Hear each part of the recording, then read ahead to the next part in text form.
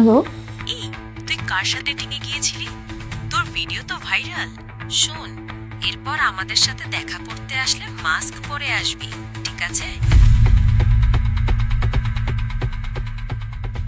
হাউন লয়ে এসো কেন? একসাথে আমরা ডাইনিং এ বসে খাইতাম না? হ্যাঁ, না, ইয়ে আলুর ভর্তা আর সবজি, পোলাও না রান্না করছে, ওই রোস্ট, গরুর মাংস। তুই কি ভুলে গেছো তুমি যে অসুস্থ?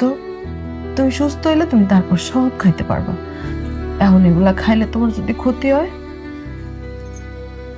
ও হ হ হ, তাই তো।